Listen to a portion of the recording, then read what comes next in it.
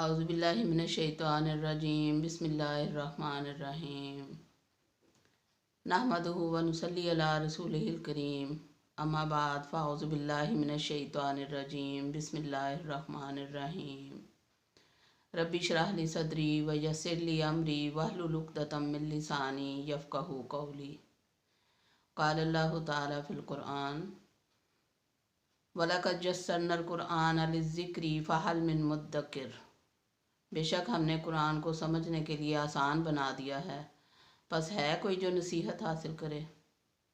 वक़ाला रसूलुल्लाह सल्लल्लाहु अलैहि वसल्लम खैरुकुम मन तअल्लमल कुरआन व अल्लमा।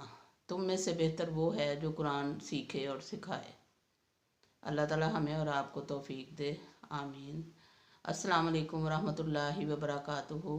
डियर स्टूडेंट्स, क्या हाल है? उम्मीद है आप सब खैरियत से होंगे। इंशाअल्लाह ताला अल्लाह की रहमत के साए में होंगे।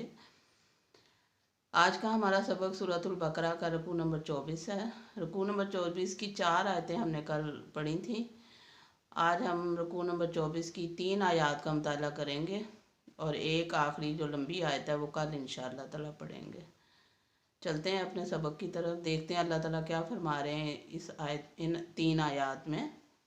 औज़ु बिल्लाहि मिनश शैतानिर रजीम बिस्मिल्लाहिर्रहमानिर रहीम। सूरतुल बकरा रुकू नंबर 24 आयत 193 में अल्लाह ताला फरमाते हैं वक़ातिलूहुम हत्ता ला तकूना फितनतुन व यकूनद्दीनु लिल्लाह फ़इन इंतहौ फला उद्वाना इल्ला अलज़्ज़ालिमीन। वा और कातिलूहुम उनसे लड़ो, कातिलू तुम सब लड़ो, हम उनसे, हत्ता यहाँ तक के, ला ना, तकूना रहे, फितनतुन फितना, व तकूना व यकूना और हो जाए, अद्दीनु दीन, लिल्लाह अल्लाह के लिए। अल्लाह ताला फरमाते हैं उन काफिरों से लड़ो जब तक के तब तक लड़ो जब तक फितना ख़त्म हो जाए, फितना बाकी ना रहे, यानी कुफर ख़त्म हो जाए और दीन जो है वो सिर्फ अल्लाह के लिए हो जाए।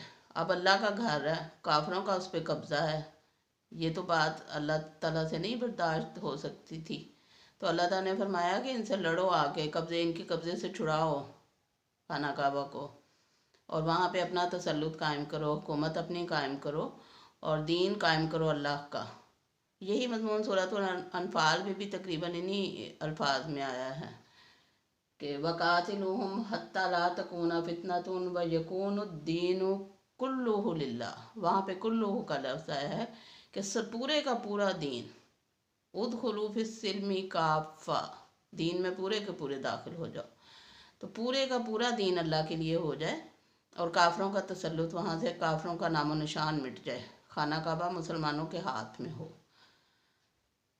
फ़इन इंतहौ फला उद्वाना इल्ला अलल ज़ालिमीन। फ़ाइन पस अगर, निंतहौ वो बाज आ जाएं, फला पस नहीं, उद्वाना कोई ज़्यादती, कोई इकदाम, इल्ला सिवाय, अलल ज़ालिमीन ज़ालिमों पर।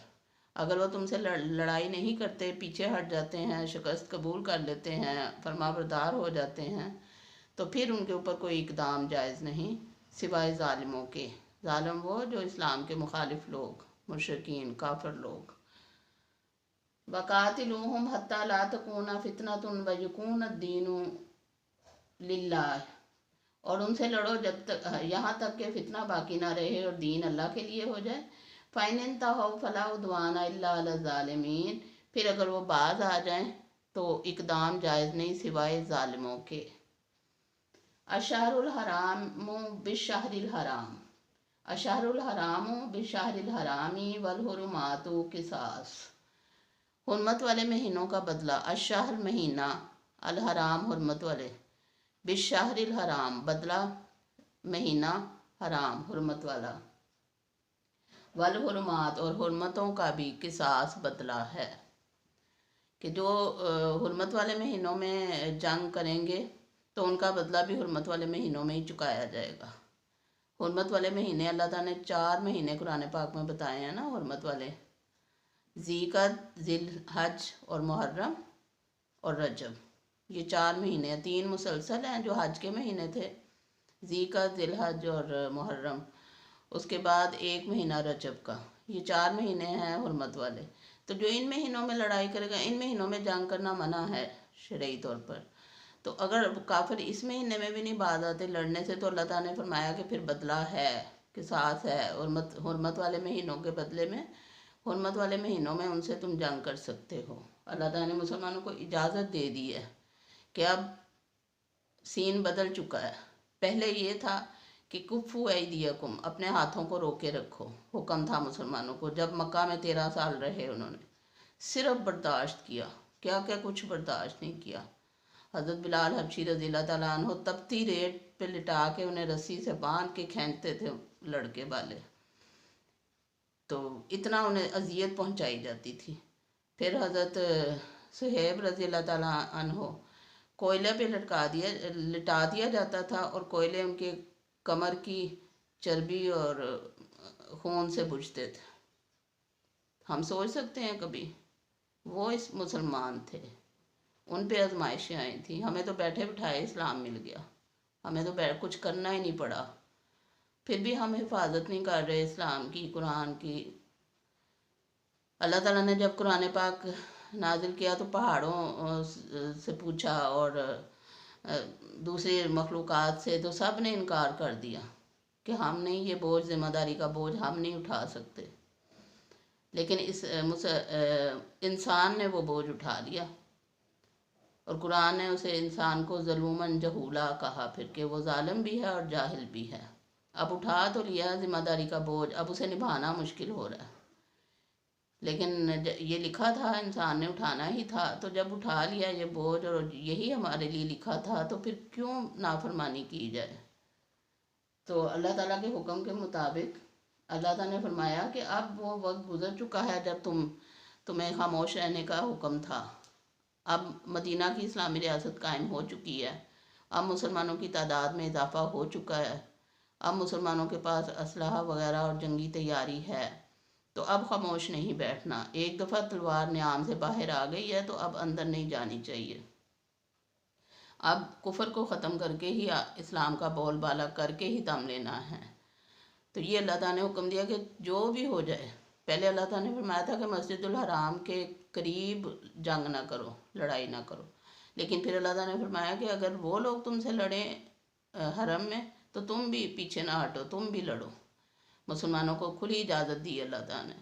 یہاں بھی اللہ تعالیٰ نے فرمایا کہ اگر وہ لوگ حرمت والے مہینوں کی حرمت کا خیال نہیں کرتے، تو تم لوگ بھی ان کا جواب پتھر سے دو، ان سے لڑو، ان کو مارو، ان کو قتل کرو۔ یہ سارے احکامات اللہ تعالیٰ نے برملا دیے مسلمانوں کو۔ فَمَنِ اعْتَدَىٰ عَلَيْكُمْ فَاعْتَدُوا عَلَيْهِ بِمِثْلِ مَا اعْتَدَىٰ عَلَيْكُمْ۔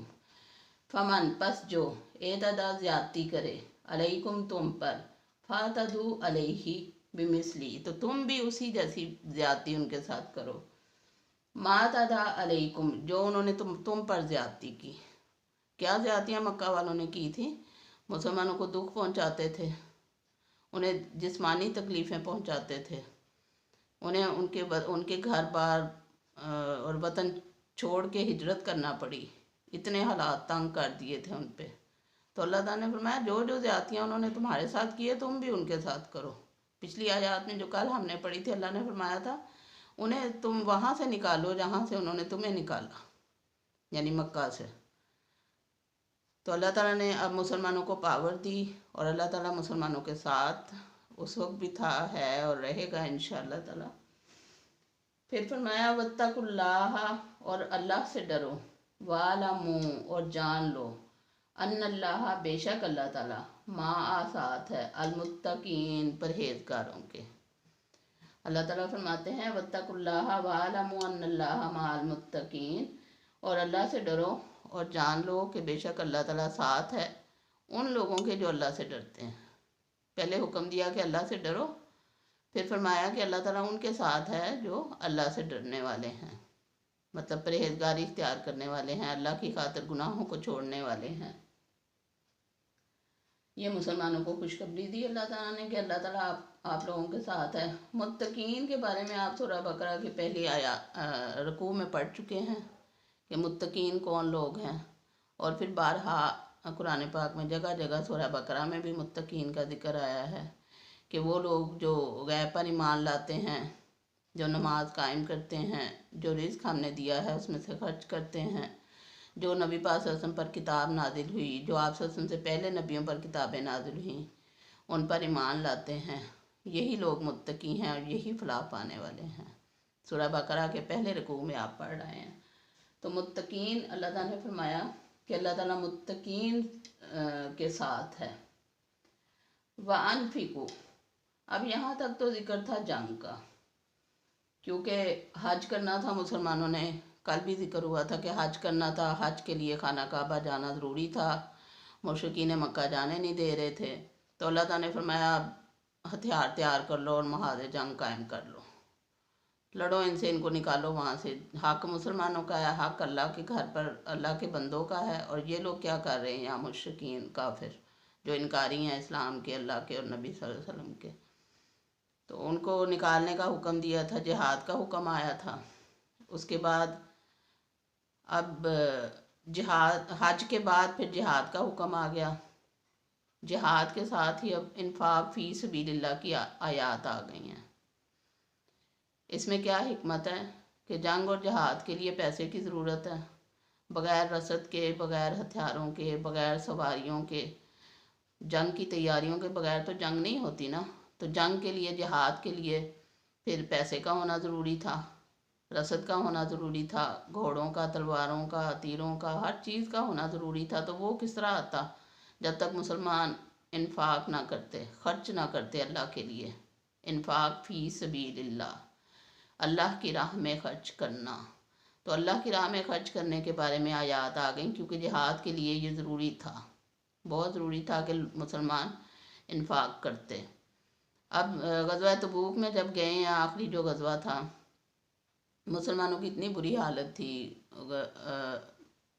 قسمہ پرسی اور پسماندگی کا شکار تھے۔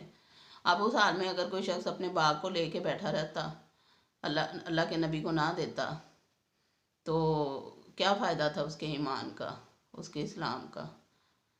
آپ کو پتہ، حضرت ابوبکر صدیق نے گھر کا سارا سامان لا کے ڈھیر کر دیا تھا، حضرت عمر فاروق رضی اللہ تعالیٰ عنہ نے آدھا سامان دے دیا تھا، حضرت عثمان رضی اللہ تعالیٰ عنہ تو تھے ہی غنی، وہ تو ہر چیز اسلام پر قربان کر دیتے تھے۔ اب اگر اس حال میں اگر کوئی مسلمان اپنے مال و دولت کو بچاتا رہتا تو وہ پھر ایمان والا تو نہیں تھا، وہ تو پھر منافق ہی ہوگا۔ تو اللہ تعالیٰ نے فرمایا کہ جب اللہ کو ضرورت پڑے، جب اللہ تعالیٰ کے دین کو ضرورت پڑے، تو انفاق فی سبیل اللہ دل کھول کے کرنا چاہیے۔ اس کے علاوہ بھی جو اللہ تعالیٰ نے احکامات دیے ہیں، غریبوں پر، مسکینوں پر، والدین پر، رشتہ داروں پر، زکوٰۃ دینے کا بھی حکم علیحدہ سے دیا، تو یہ سب انفاق فی سبیل اللہ کی شکلیں ہیں۔ دیکھتے ہیں اللہ تعالیٰ فرماتے ہیں وَأَنفِقُوا، اور خرچ کرو، فی میں، سبیل اللہ، اللہ کی راہ میں، ولا اور نہ، تلقوا ڈالو، بِأَیْدِیکُم اپنے ہاتھوں، اِلیٰ طرف، التہلکۃ ہلاکت کی طرف۔ اللہ تعالیٰ فرماتے ہیں کہ اللہ کی راہ میں خرچ کرو اور اپنے ہاتھوں خود کو ہلاکت میں نہ ڈالو۔ مطلب اگر ضرورت ہے دین کو، اللہ کے دین کو اگر ضرورت ہے مسلمانوں کے مال کی، اور اگر وہ اسے بچا کے رکھ رہے ہیں، خرچ نہیں کر رہے، تو پھر یہ ہلاکت ہے، نری بربادی ہے، دنیا کی بھی اور آخرت کی بھی، سب کچھ لٹا دینا چاہیے، حضرت ابوبکر صدیق رضی اللہ تعالیٰ عنہ کی طرح۔ پھر اللہ تعالیٰ فرماتے ہیں وَأَحْسِنُوا، اور احسان کرو، ان اللہ، بے شک اللہ تعالیٰ، یحب، پسند فرماتا ہے، المحسنین، احسان کرنے والوں کو۔ احسان کرو، بے شک اللہ تعالیٰ احسان کرنے والوں کو پسند فرماتا ہے۔ یہاں احسان کا لفظ غور طلب ہے۔ احسان کا مطلب نیکی کرنا بھی ہوتا ہے، احسان کا مطلب خود کم پہ راضی ہو جانا اور دوسرے کو زیادہ دینا، اس کو بھی احسان کہتے ہیں۔ جیسے نبی پاک صلی اللہ علیہ وسلم، اگر کسی کی طرف سے تحفے میں کھجوریں آئی ہیں ایک پیالہ، تو نبی پاک صلی اللہ علیہ وسلم نے پیالے کو فل بھر کے ٹیسی لگا کے واپس کرنا ہے۔ آپ صلی اللہ علیہ وسلم کی عادت ہی ہمیشہ واپس کرتے ہوئے زیادہ دیتے تھے، ہمیں بھی یہ عادت اپنانی چاہیے۔ پھر احسان کا مطلب ہوتا ہے، یہ عدل سے بڑھ کے ہے ایک لفظ، عدل ہوتا ہے برابر کا بدلہ دینا، احسان ہوتا ہے کچھ بڑھ کے دے دینا۔ قرآن نے کہا وَبِالْوَالِدَيْنِ احسانا، والدین کے ساتھ احسان کرو، عدل کا حکم نہیں دیا، احسان کا حکم دیا کہ برابر کا بدلہ نہیں دینا جو انہوں نے بچپن میں تمہارے ساتھ کیا کہ تم بھی کہو کہ ہم اتنا کر لیں، نہیں بلکہ اس سے بڑھ کر کوشش کرنی ہے۔ احسان کا لفظ جو ہے وہ خلوص کے معنی میں بھی آتا ہے، خالص ہونا، جیسا کہ نبی پاک صلی اللہ علیہ وسلم کی وہ حدیث جبرائیل اگر ہم دیکھیں تو اس میں فرشتے نے پوچھا تھا، جبرائیل علیہ السلام نے پوچھا تھا کہ اخبرنی عن الاحسانی، مجھے احسان کے بارے میں بتائیے، تو نبی پاک صلی اللہ علیہ وسلم نے فرمایا تھا کہ احسان یہ ہے کہ تو اللہ کی عبادت اس طرح کرے کہ جیسے تو اسے دیکھ رہا ہے، اور اگر یہ کیفیت پیدا نہیں ہوتی تو کم از کم اتنا تو ہو کہ اللہ تجھے دیکھ رہا ہے، یہ یقین تو ہو کہ اللہ تجھے دیکھ رہا ہے۔ تو ہر کام کرتے وقت، ہر عبادت کرتے وقت، چاہے وہ نماز ہے، چاہے وہ روزہ ہے، چاہے وہ حج ہے، چاہے وہ جہاد ہے، چاہے وہ انفاق فی سبیل اللہ ہے، کوئی بھی عبادت ہے، تو ہمیں یہ ذہن میں رکھنا ہے کہ ہم اللہ تعالیٰ ہمیں دیکھ رہا ہے۔ جب یہ کیفیت پیدا ہو جائے گی تو پھر ہمارے عمل میں خلوص آ جائے گا، پھر ریاکاری ختم ہو جائے گی، ریا نہیں رہے گا، دکھاوا نہیں رہے گا پھر، کیونکہ دکھاوے کے لیے تو بہت سخت وعیدیں آئی ہیں۔ نبی پاک صلی اللہ علیہ وسلم نے فرمایا تھا کہ قیامت کے روز 3 شخص سب سے پہلے جہنم میں ڈالے جائیں گے۔ وہ 3 شخص کون ہوں گے؟ جو دنیا میں اعلیٰ ترین شخص رہے ہوں گے۔ ایک وہ عالم جو اپنے علم سے لوگوں کو فیض پہنچاتا رہا لیکن دل میں نیت مشہوری کی تھی، شہرت کی تھی۔ دوسرا وہ شہید جو اللہ کی راہ میں لوگوں کے سامنے جنگ کرتا رہا، جہاد کرتا رہا، شہید ہو گیا، لیکن دل میں اس کی خواہش یہ تھی کہ لوگ مجھے شہید کہیں۔ اسی طرح وہ امیر شخص جو لوگوں کو اللہ کے خاطر لوگوں کی مدد کرتا رہا ساری زندگی، لیکن دل میں کہیں چھپا ہوا تھا کہ اس سے میری ناموری ہو، مشہوری ہو، لوگ مجھے اچھا کہیں۔ نعوذ باللہ، معاذ اللہ۔ اللہ تعالیٰ نے قیامت کے روز ان تینوں کو حاضر کر لینا اور پوچھنا ہے کہ ہاں جی تم نے کس لیے کیا، تو وہ یہی دہرائیں گے کہ ہم نے اللہ تیری خاطر ہی کیا، لیکن اللہ تو دلوں کے راز جانتا ہے۔ اللہ نے کہنا نہیں، تم نے شہرت کے لیے کیا، اور فرشتوں کو کہنا ان کو جہنم میں پھینک دو، معاذ اللہ۔ اللہ بچائے، اللہ تعالیٰ سب کو معاف کر دے، جہنم کی آگ سے سب کو محفوظ رکھے، ایسے ذرائع اللہ پیدا کر دے کہ سب لوگ جہنم کی آگ سے دور رہیں، آمین۔ تو